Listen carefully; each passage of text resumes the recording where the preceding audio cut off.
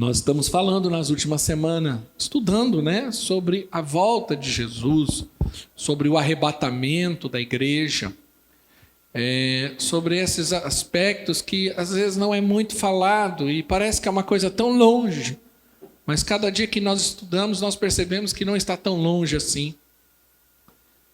E hoje eu queria encerrar essa série de mensagens falando sobre os 3 julgamentos. Ontem eu até brinquei, falei, Gabriel, em qual julgamento você estará? E falei o nome dos 3. Ele falou, tal, errou. Então, é muito importante que nós tenhamos, porque a gente tem uma ideia de que haverá o juízo final, de que todo mundo acredita e tem essa consciência, mas como será esse momento? Que nós estaremos diante do Senhor. Então é muito importante nós entendermos isso. E na palavra de Deus não existe, eu estou até usando um PowerPoint, você vai junto comigo, tá, filho? Na palavra de Deus não existe um julgamento universal, ou seja, Deus vai colocar todo mundo na mesma bandeja e vou resolver a questão. Não, pelo contrário. A palavra de Deus nos ensina que haverá 3 julgamentos. 3. E cada julgamento é específico para um povo. E nós precisamos entender isso.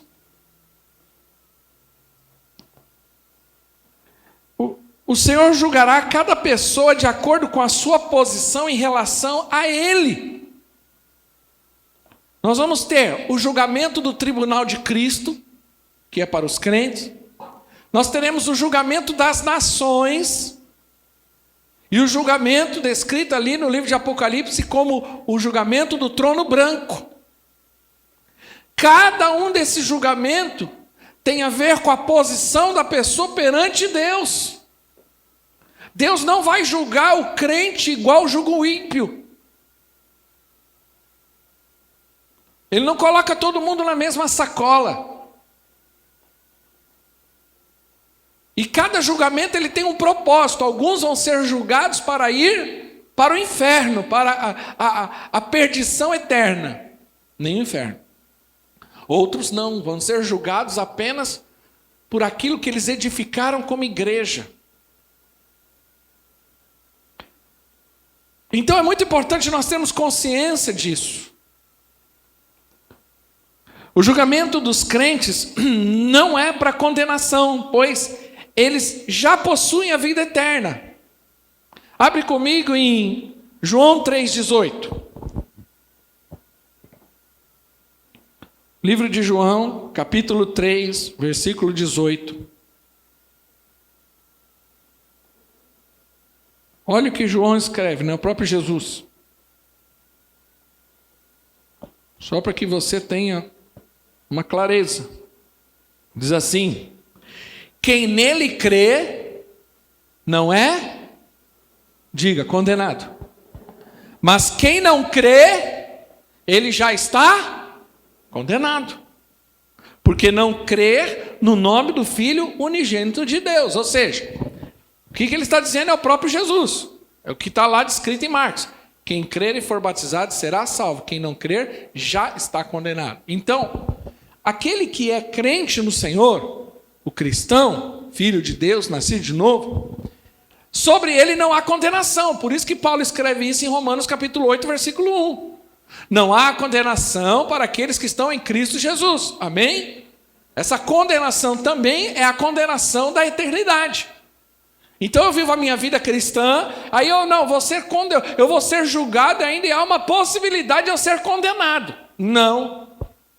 Porque você é salvo. E uma vez que você é salvo em Cristo Jesus, nasceu de novo, não existe mais condenação para você. No que diz respeito à perdição eterna. Quando você está compreendendo, diga amém. Amém? Por quê? Nós precisamos entender que o julgamento do tribunal de Cristo, ele é uma questão de galardão e disciplina, ou seja, haverá um julgamento. conhecido como Tribunal de Cristo. Diga, Tribunal de Cristo. Esse Tribunal de Cristo é onde vai se juntar todos os crentes, e ali eles serão julgados. Mas eles não serão julgados para ver se ainda eles estão aptos para ter a salvação ou não. Ali o Tribunal de Cristo tem a ver com o julgamento a respeito de galardão. Nós vamos entender isso. Mas é muito importante você entender que o julgamento do Tribunal de Cristo não é para ainda ver se há possibilidade de você ainda ir para a perdição eterna. Ele apenas vai julgar aquilo que você fez na obra do Senhor, como crente no Senhor, para receber ou não o galardão. E galardão não é salvação. A salvação você a recebe pela fé. Não vem de vós, é dom de Deus, não é pelas obras. Na salvação não tem nada a ver com aquilo que eu faço, com aquilo que eu mereço, mas apenas crer na bondade de Deus. Todos compreendem isso? Está claro para a igreja? Falo isso diretamente. Porém, galardão não é salvação. Galardão é algo que você vai receber como recompensa por aquilo que você fez em Deus. Há uma diferença entre salvação e galardão. Nós precisamos lembrar que há uma diferença entre salvação e recompensa. A salvação vem pela fé e a recompensa pelas obras. A salvação é eterna, a recompensa é para o milênio. Então, vamos pensar, eu vou traçar aqui, de uma forma bem simples, como que vai ser a cronologia bíblica. Tá? Então, vamos começar aqui. A Bíblia fala do princípio das dores. Lembra o princípio das dores? Guerra, peste, nananana, tudo bem? Tudo entendido? Se você não sabe disso, assista os capítulos anteriores, né, da mensagem através do nosso canal do YouTube. Comunidade Casarão Itatiba, a mensagem está lá.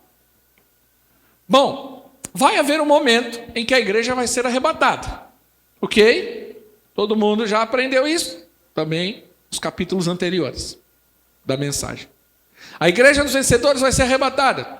Vai se encontrar com o Senhor nos ares. Ok? Nesse período, falando, creio eu, haverá a manifestação do anticristo e começa agora o período da grande tribulação. Essa grande tribulação, ela dura um período de 3 anos e meio. Na verdade, ela consiste em 7 anos, mas que durante 3 anos e meio haverá certa paz, porque o anticristo ele vai produzir isso, ele vai oferecer isso, mas no meio desses 3 anos e meio, ele vai quebrar a aliança que ele fez, e aí sim, ele vai se levantar contra, né, aqueles que são do Senhor, que são os judeus, que ele vai quebrar uma aliança com os judeus, e também contra os crentes que permanecerem aqui. E aí tem a questão da marca da besta, aquela questão toda. Nesse momento também começa as 7 taças, as trombetas, toda a ira de Deus sendo derramada sobre a terra. Esse período consiste em 3 anos e meio. A igreja dos vencedores foi arrebatada, uma parte da igreja fica e vai passar pela grande tribulação. No final da grande tribulação, desses 3 anos e meio, ou 7, como você assim quiser, Jesus, aí sim é a volta de Jesus. Ok? Ele aparece, volta com a igreja dos vencedores, porém, vamos voltar aqui atrás. A igreja é arrebatada, lembra disso? Lembra o que acontece antes do arrebatamento da igreja? Aqueles que estavam mortos, ressuscita. Lembra? E porém, depois vem a igreja. Todos os crentes aí vão se reunir com o Senhor, que são vencedores, nos ares. Amém? Esse período, a tribulação está acontecendo, pau está comendo, anticristo, falso profeta, os cálices da ira de Deus, e a igreja está passando pelo tribunal de Cristo. É nesse momento que o tribunal de Cristo acontece. Vou explicar o que é o tribunal de Cristo. Terminou esse período de 7 anos, a igreja retorna com Jesus. Jesus chega em Jerusalém, com o sopro da sua boca, destrói o anticristo e o falso profeta. Destrói os inimigos, porque ali vai ter uma grande guerra, vão cercar Jerusalém ali. E ele vem, destrói os inimigos, prende Satanás por 1000 anos. E aí começa um período chamado Milênio de Cristo. Nesse momento haverá um segundo julgamento, que é chamado julgamento das nações. Eu vou explicar. Após o julgamento das nações começa o período milenar de Cristo. Durante 1000 anos Cristo vai reinar na terra. A igreja dos vencedores vai estar com ele reinando também.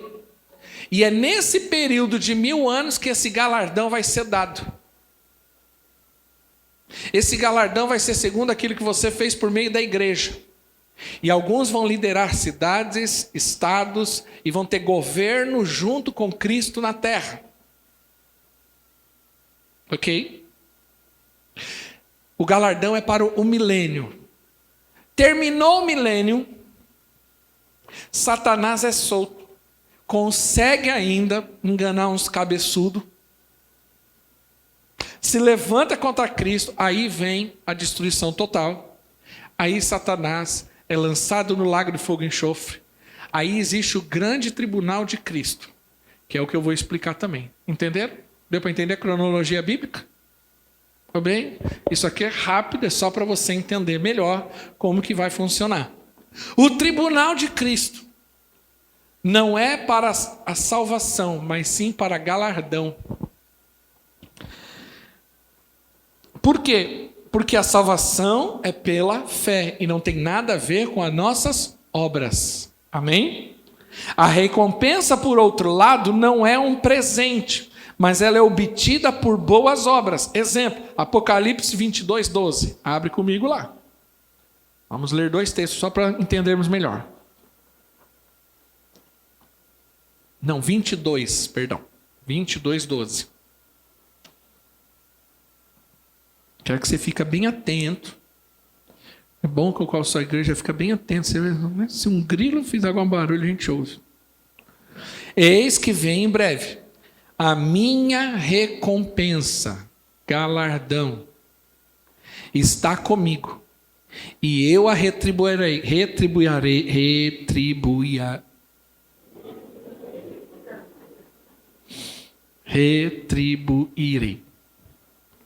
A cada um de acordo com o que fez.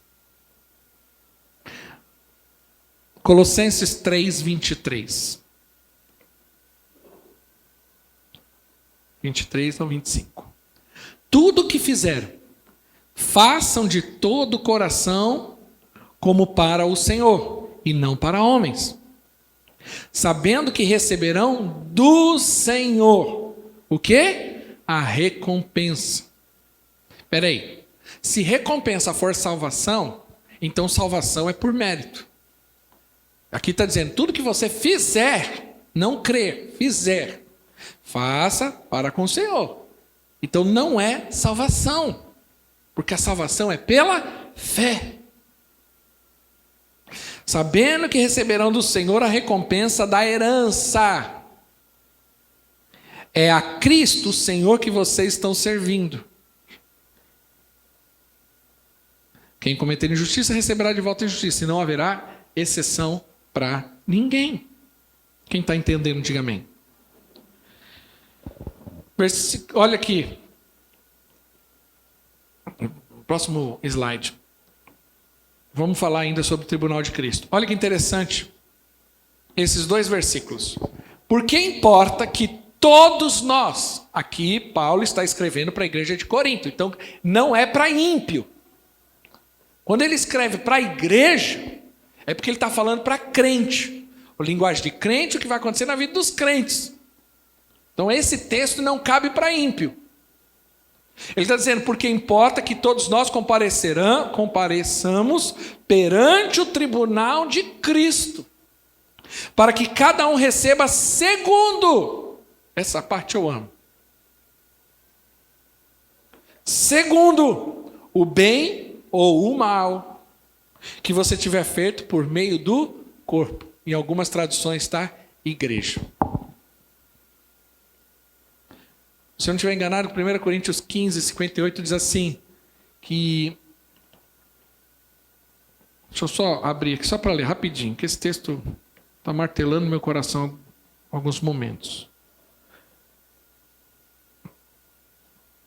1 Coríntios 15, 58. Quer ver? Deixa eu achar aqui.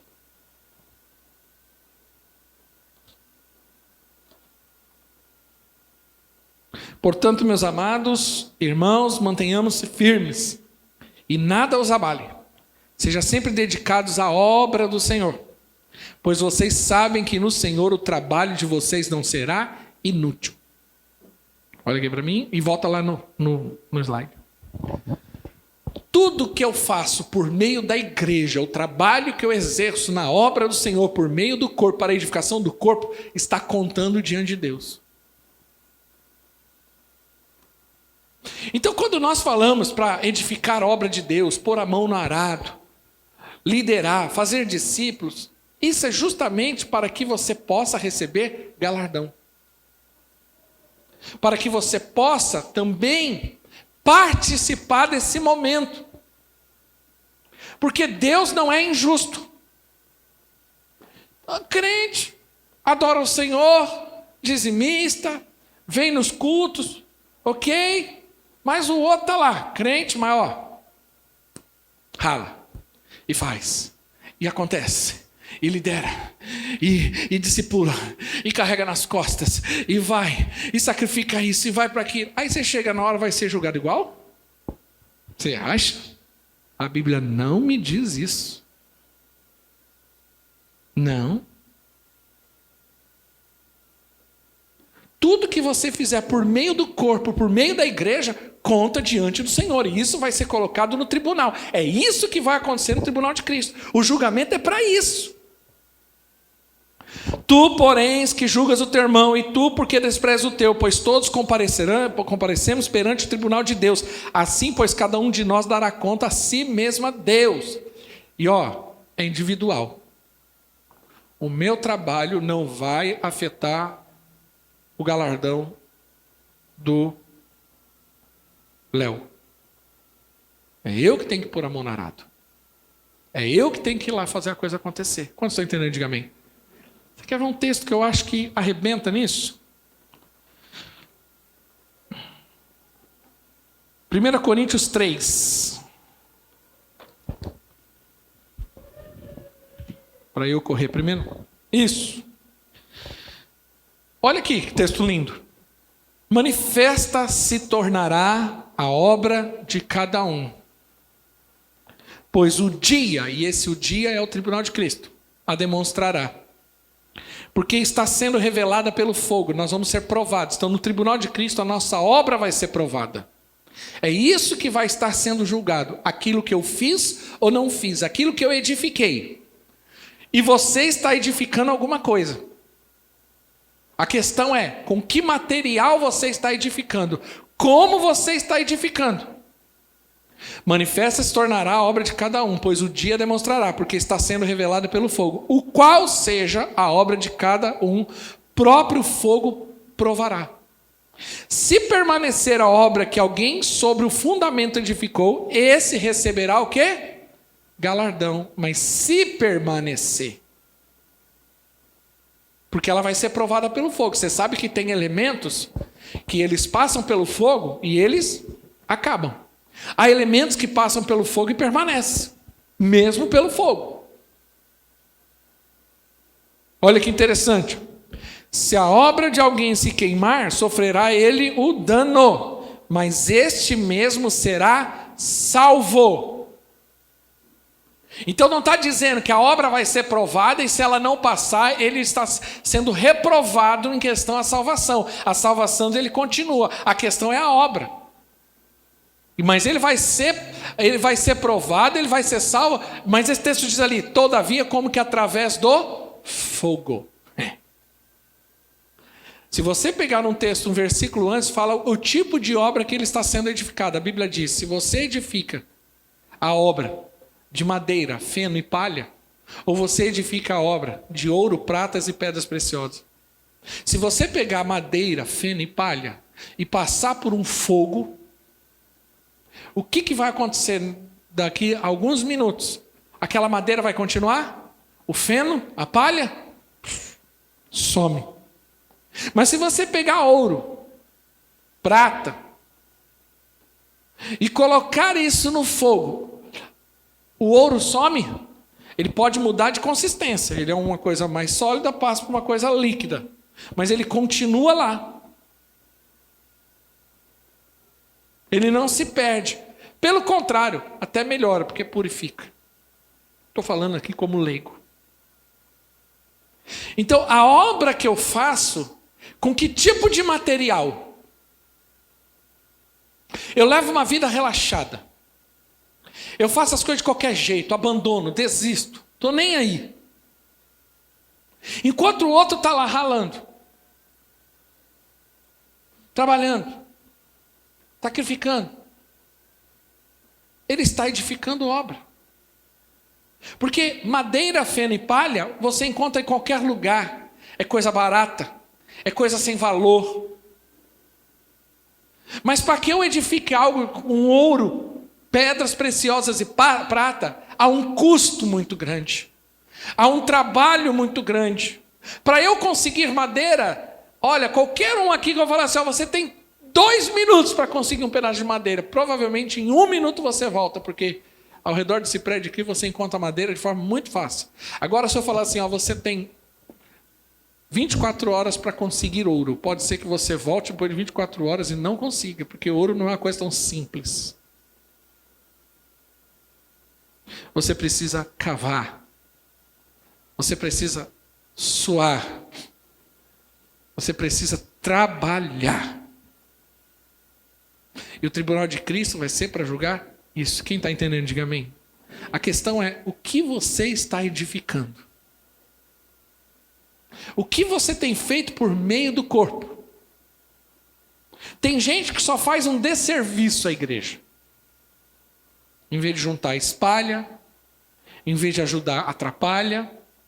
Em vez de pôr a mão no arado para ajudar a edificar, está tirando a mão do arado.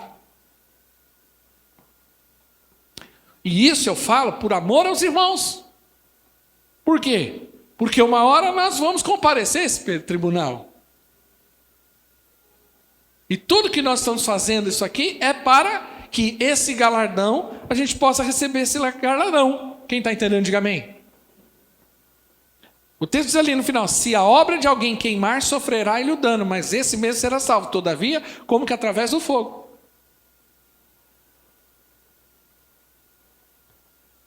A Bíblia diz, mas se essa obra permanecer, o que acontece com ele? Ele vai receber o galardão. Quem está entendendo, diga amém.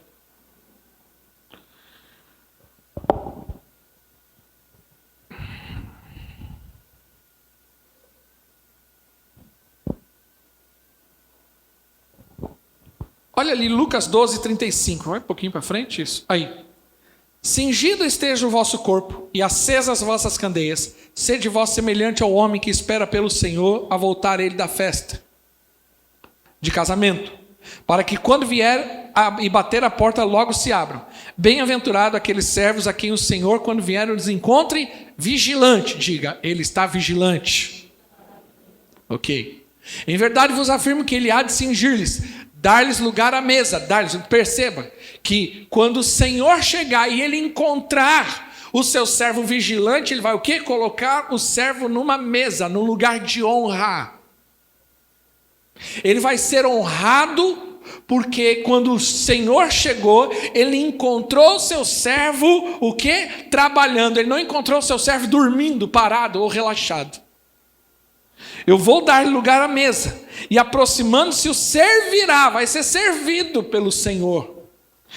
Quer ele venha na segunda vigília, quer na terceira, bem-aventurados serão eles, se assim o achar. Agora esse vigilante, né? A gente acha que vigilante é aquele somente naquele, assim, estou esperto, eu estou atento, né? Não é só isso. Vigilante aqui está falando o seguinte, olha o contexto. Está falando de um servo que ficou tomando conta da casa do Senhor. Então o Senhor falou, eu vou para o casamento, eu vou para uma festa, vou deixar tudo sob sua responsabilidade, ok? Ok. Eu vou voltar, não sei que horas. Cuida para mim disso. Ele está falando do papel nosso como igreja, porque a igreja não é minha, a igreja não é sua, a igreja é do Senhor. A igreja do pastor Ricardo, não, eu sou pastor da igreja, mas a igreja não é minha, em nenhum momento. Eu falo para os irmãos, a igreja não é minha, eu não sou dono da igreja, não tem meu nome na placa, não fui eu que morri na cruz. Não. Mas o Senhor nos deu essa igreja, nos deu essa obra, aquela pessoa, a célula, né? Tudo isso, os dons que Deus deu, por quê? Para que nós possamos cuidar. Nós somos como esse servo que está vigilante, nós estamos cuidando. O servo vai voltar, vamos cuidar bem, vamos, né? Não é meu, é dele, então eu vou. Isso é mordomia cristã, é entender que não é meu. Mas eu estou cuidando, eu estou zelando. Até que ele venha, eu estou cuidando bem. Mas se eu não cuido, eu sou relaxado, não limpo, não estou nem aí. Deixo quebrar, deixo fazer qualquer coisa. Quando o meu Senhor voltar e encontrar que eu fui um relaxado, eu fui um displicente, e ele encontra a casa dele toda virada, bagunçada, eu não vou ser honrado, porque eu vou ser honrado por aquilo que eu fiz de bom. Quando você está entendendo, diga amém. Importante você entender isso. Por isso que é importante você pôr a mão no arado. Por isso que é isso que nos motiva. É isso que nos motiva a dormir tarde, acordar cedo, a passar o dia inteiro, há 21 dias jejuando, ficando sem comer, por causa de gente que a gente nem conhece. Corre atrás das cartinhas, e vai para lá, e vai para cá, e paga, e corre, e faz, e vai para a célula, e compra material para edificação, e deixa às vezes de um lazer, de alguma coisa, para estar na edificação da obra, para estar ali, sabe, abençoando a vida dos irmãos. Ninguém faz isso por salário, porque sabemos que estamos edificando, estamos cuidando bem da casa do Senhor. Por isso que somos zelosos, brigamos. Quando chega aqui, quebrou a cadeira, não pode quebrar a cadeira, porque a cadeira é a igreja, faz parte dessa igreja. Foi aquilo que o Carlão falou aqui, tudo é espiritual, então mas temos que cuidar bem, temos que zelar pelo patrimônio que recebe a igreja genuína, que são as pessoas. Pelo patrimônio. Zelamos por vidas, cuidamos. Por isso que quando eu fico sabendo que alguém não foi visitar o irmão que estava com dificuldade, né, que não deu atenção, a gente fica indignado, mas fica indignado porque nós somos como esse servo zeloso. Estamos cuidando bem daquilo que o Senhor nos confiou, que é a igreja dele. Quantos estão entendendo? Diga amém. O que você tem feito pela obra do Senhor? Mas aí o tribunal de Cristo. Por isso que nós vamos ser julgados. Quantos estão entendendo? Diga amém. Se você está aqui hoje ouvindo essa mensagem, você crê em Jesus como seu Senhor e Salvador, então é nesse tribunal de Cristo que você vai comparecer. Amém? Amém? Amém. Porque você acha que isso aí vai ser difícil? Difícil vai ser os outros. Porque esse tem garantias. Você pode, a obra pode passar e pegar fogo, mas você ainda é salvo. Agora, quando termina a grande tribulação, começa o período milenar de Cristo, haverá o quê? O julgamento das nações. Vamos lá, em Mateus 25. Mas era bom colocar isso. Dá para todo mundo? Isso, obrigado.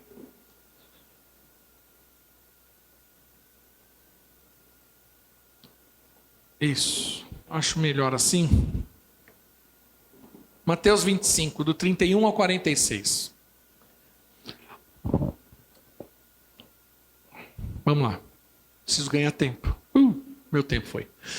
Cadê o Verdusco levantando a plaquinha? Tá. Quando o Filho do Homem vier em sua glória, com todos os anjos, e assentar-se em seu trono na glória celestial. Também quando ele vier, terminou a grande tribulação, ok? Ele volta, e a volta de Jesus com a igreja. Amém?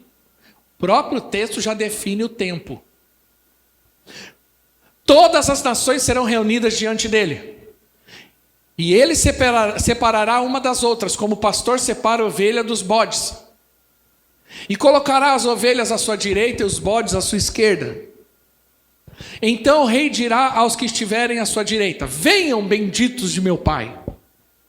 Recebam como herança o reino que lhe foi preparado. Agora olha um texto ali. Desde a criação do mundo. Esse reino foi preparado desde a criação. Ele está falando, olha, vem para cá, vocês benditos do Senhor, porque para vocês esse reino foi preparado desde a criação do mundo. Vamos continuar. Pois eu tive fome e vocês me deram de comer. Tive sede e vocês me deram de beber. Fui estrangeiro e vocês me acolheram.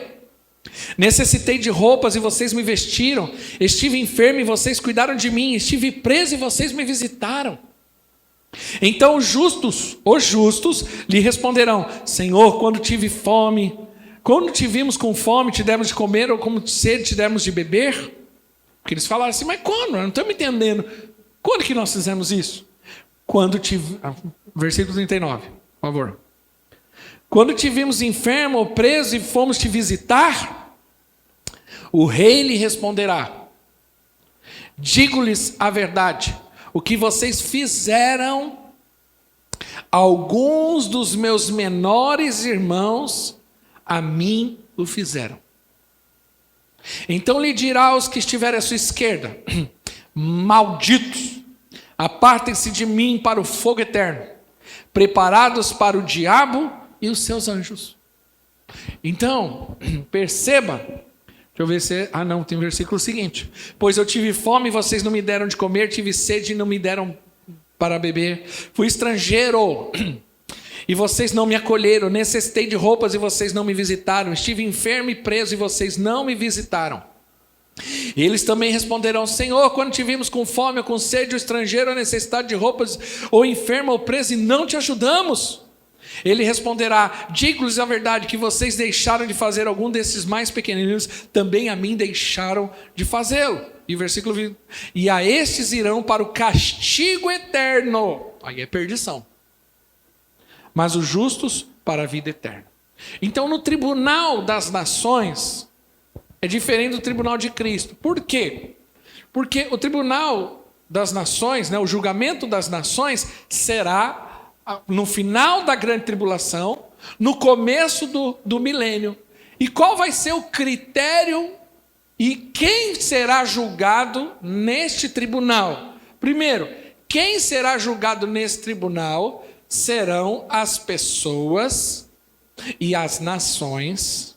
Então aqui na verdade tem dois grupos. Os judeus serão julgados, porque o judeu é povo de Deus, mas não é igreja.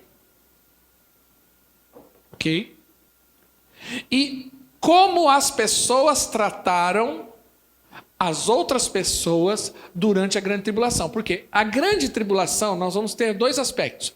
O anticristo, que vai vir tocando terror, e vai querer que todos se sujeitem à marca da besta, e quem não tiver a marca não vai poder comprar, não vai poder comer, não é isso?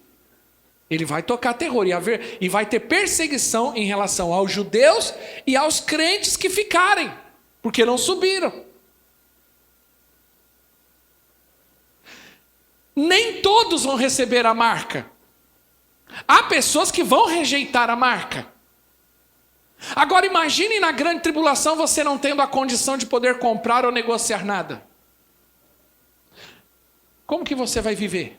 Como que você vai comer? Pessoas vão ajudar. É o que ele está dizendo. Quando eu tive fome, me deste de comer. Quando eu tive preso, foi me visitar.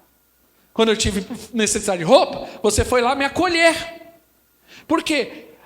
Todas as nações estarão sob a influência do anticristo, mas nem todas serão domínio do anticristo. Então haverá até nações que vão até ajudar. Não tem gente vê ainda, em alguma medida hoje, nações pegando gente que foge de um país em perseguição? Os refugiados. Nós vamos ter muitos refugiados durante a grande tribulação. E a maneira como essas pessoas vão ser cuidadas vai contar. Estão entendendo? Faz sentido isso? Então, quem é que vai ser julgado no tribunal? Vai ser os judeus, ok? E as pessoas, como elas trataram os pequeninos, ou seja, aqueles que ficaram na grande tribulação por conta de não serem arrebatados. Espero em nome de Jesus que você não esteja no meio desse grupo e que no arrebatamento você esteja junto. Amém? Porque não vai ser fácil. Não vai ser fácil.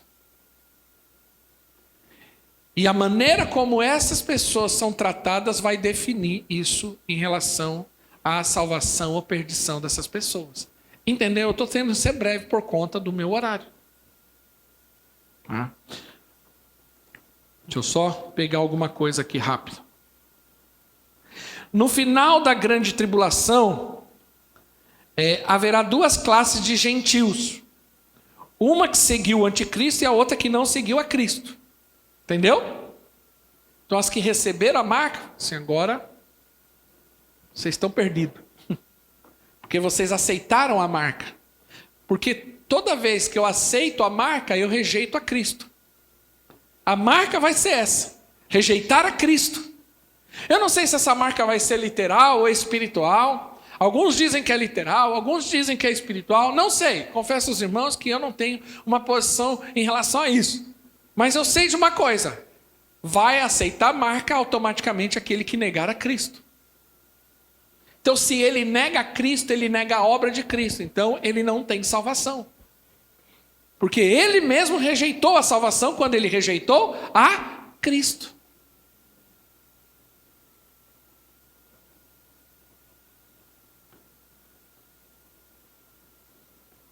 Provavelmente, nem todos seguirão o anticristo. É bem possível que ajudarão os crentes e aos judeus perseguidos. Esses crentes são os que não foram arrebatados e os que se converteram durante a tribulação. Porque vai ter gente se convertendo durante a tribulação. Então nós vamos ter os judeus, nós vamos ter os crentes que não subiram, e nós vamos ter crente que vai se converter.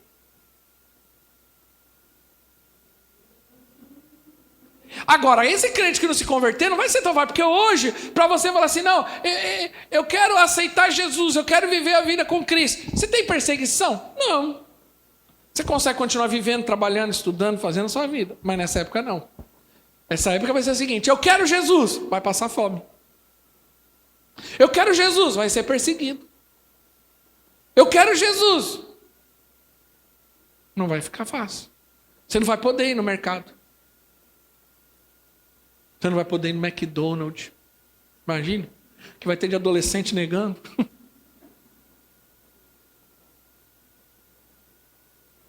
Eu faço isso em tom de brincadeira, mas o negócio é sério. Por isso que nós precisamos estar apercebidos. E para encerrar, Apocalipse 20, versículo 11 ao 15.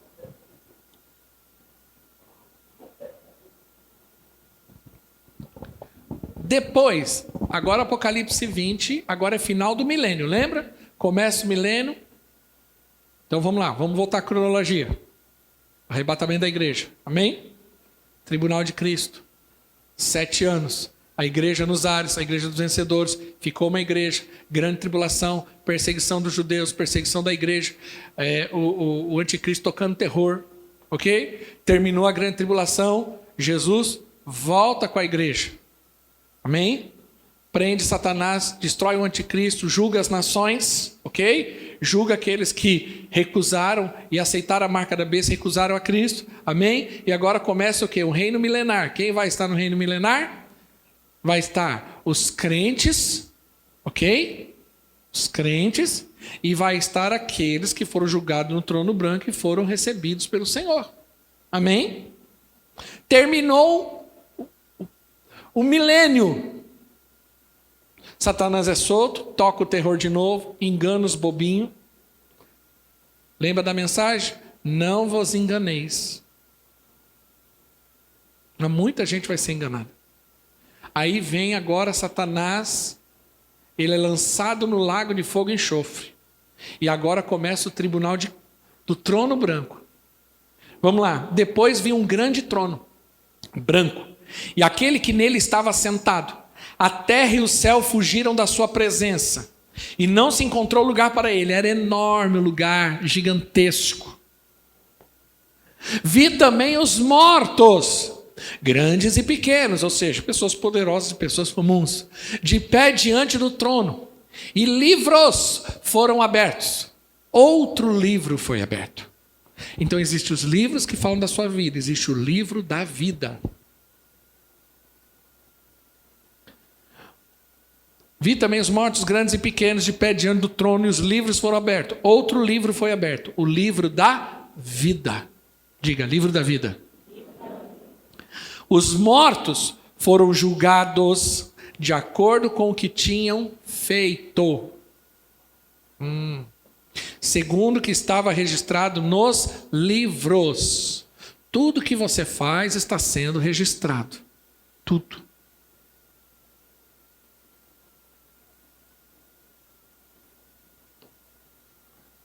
Próximo.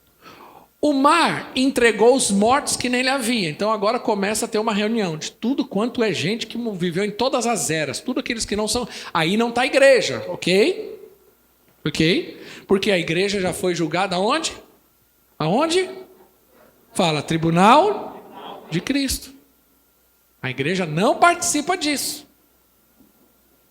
O mar entregou os mortos que nele havia. E a morte e o Hades... que é o inferno, entregaram os mortos que nele havia, e cada um foi julgado de acordo com o que tinha feito. Então a morte e o Hades foram lançados no lago de fogo. O lago de fogo é a segunda morte. Se o nome de alguém não foi encontrado aonde? No livro do quê? Este foi lançado aonde? Então, no julgamento, deixa eu ver o versículo seguinte.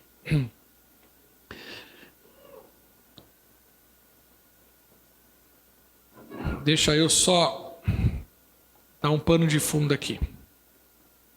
O julgamento do trono branco é para todas as pessoas que viveram em todas as eras que não creram em Deus. Nesse dia, todas essas pessoas, por isso que a Bíblia fala que o mar vai dar os mortos, que o inferno vai dar os mortos, todos vão comparecer perante o trono branco. E ele será julgado pelo que está escrito nos livros, segundo o que ele fez, e também aquele que não foi encontrado com o nome no livro da vida, esse também vai para a perdição. Aí você fala assim, mas o nome no livro da vida é para quem? É para todo aquele que crê no Senhor Jesus. Ou aquele que crê no Senhor. Aí você pode falar assim, que eu já me questionaram, pastor, mas teve gente que não teve oportunidade de crer em Deus, ninguém pregou para ele. E o índio que está lá no meio da Amazônia, como que ele vai ter a oportunidade de ouvir de Deus, se ninguém foi lá, o missionário não deu tempo de chegar lá? É justo ele ir para o inferno?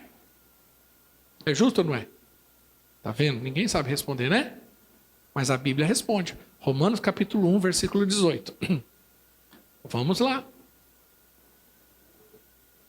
Todo mundo tem oportunidade. Todo mundo. Vocês então, meu irmão, já ouviram tudo isso. Irmão, se você não se converter agora, meu filho, olha, minhas mãos estão limpas do seu sangue. Você não pode dizer, se tem uma coisa, eu falo isso para a honra e glória do Senhor. Quem participa dessa igreja, em nenhum momento vai falar assim, eu não sabia. Sabia sim. Porque se é uma coisa que eu falo, esse assunto. Aqui não tem embromation, teológico, coaching, motivacional. Então você sabe. Se no dia do arrebatamento você não subir, o sem vergonha foi você. Não foi o seu pastor. Oportunidade você teve. Você que não quis. Se o seu nome ainda não está escrito no livro da vida, você precisa entregar sua vida a Jesus Cristo. Porque não é uma questão só de sair daí, vir aqui e falar eu quero. É uma questão de uma decisão em Cristo Jesus. Portanto, a ira de Deus é revelada do céu contra toda impiedade e injustiça, dos homens que suprimem a verdade pela injustiça.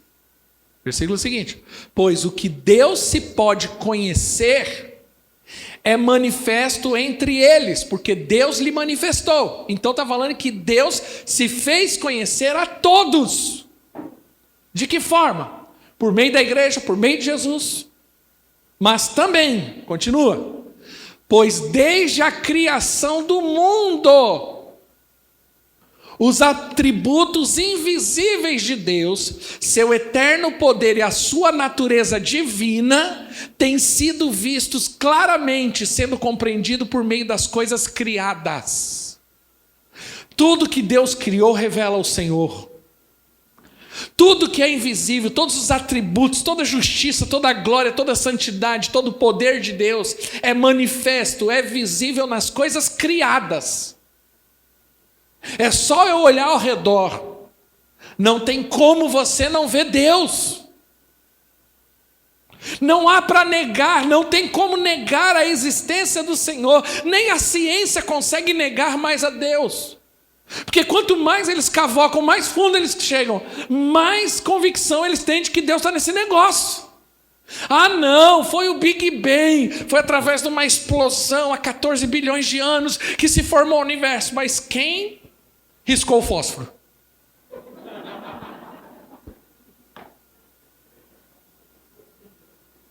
Quem riscou o fósforo? Eu só quero saber isso. Einstein fala isso. Alguém riscou o fósforo. Estou falando de um linguajar mais, coloquial para a igreja, mas por quê? Olha aqui. Desde a criação do mundo, atributos invisíveis de Deus, seu eterno poder e a sua natureza divina têm sido visto claramente, sendo compreendido por meio das coisas criadas, de forma que tais homens são o quê? Diga assim: eu sou indesculpável diante de Deus. O que isso significa? Não tem desculpa para você. Não adianta dar desculpa. Principalmente você que está ouvindo essa mensagem. Se Jesus voltar hoje, não tem desculpa. Ah, mas não tem desculpa. Ah, não, mas não tem desculpa. Meu coração treme. Vamos lá. Porque tendo conhecido a Deus, não o glorificaram como Deus, nem lhe renderam graças, mas os seus pensamentos tornaram-se fúteis e os seus corações insensatos se obscureceram. Negaram a Deus, a sua divindade, o seu poder, a sua glória, rejeitando inclusive a sua criação, ou mudando a sua criação, que é o que ele diz nos versículos para frente que eu não posso ir mais. Ou seja, não há desculpa. Não há como falar, não tem como. Último slide para encerrar. Louvor pode subir. Eu queria encerrar com esse versículo. Não, último slide. Vai até isso. Esse versículo. Fique de pé, por favor. Mas eu queria encerrar com esse slide. Acautelai-vos por vós mesmos, para que nunca vos suceda que o vosso coração fique o quê? Sobrecarregado com as consequências da orgia, da embriaguez e das preocupações deste mundo. E para que naquele dia não venha sobre vós repentinamente como um laço. Eu tenho dito desde a primeira mensagem, seu pé pode estar nessa terra, mas seu coração tem que estar no céu. Não fique ansioso quanto ao dia de amanhã, pelo que comer, beber. Não fique. Não fique sobrecarregado das coisas dessa vida. Não permita, tenha discernimento espiritual, por favor. Para que você não seja pego de surpresa e esse dia venha como um laço. Tudo que Deus tem feito é uma oportunidade. Você que passou pelo encontro, esse encontro foi uma oportunidade. Cada culto, cada célula é uma oportunidade para você entregar sua vida a Jesus Cristo. Se você não fez isso hoje, você não fez isso até hoje de fato, é hora de você o fazer. Se você é um daqueles que ainda vive em cima do muro, eu não sei se eu vou, eu não sei se eu quero, eu não sei se é isso, eu não sei se é aquilo, está na hora de você tomar uma decisão. Para de brincar. Para de não levar as coisas de Deus a sério. Uma coisa é sermos parte do corpo, outra coisa é ser participante das bodas. Nem todo aquele que é parte do corpo vai participar do casamento. O casamento é quando a igreja vai se encontrar com Jesus nos ares. O casamento é só para aqueles que se preparam para o casamento, que estão atentos, que têm olhos sobrando. Uma coisa é ser salvo, outra coisa é ser um vencedor. Quem são os crentes vencedores? Aleluia. São aqueles que perseveraram até o fim, não desistiram, não abriram mão daquilo que Deus falou. É daqueles que puseram a mão no arado e não olharam para trás. É aqueles que creram na graça e no favor, sabem que não tem nada a ver com Ele. Por conta disso, eles fazem a obra sabendo que a provisão vem do Senhor. Uma coisa é ter a vida eterna, outra coisa é receber a recompensa do reino. Primeiro você é salvo para a eternidade, mas depois agora você se dedica para receber a recompensa. Então, para de dar desculpas. Feche os seus olhos. Fala com Deus nesse momento. Fala: Deus, eu quero ser um vencedor. Eu quero viver o reino do Senhor. Eu quero ser arrebatado com a igreja.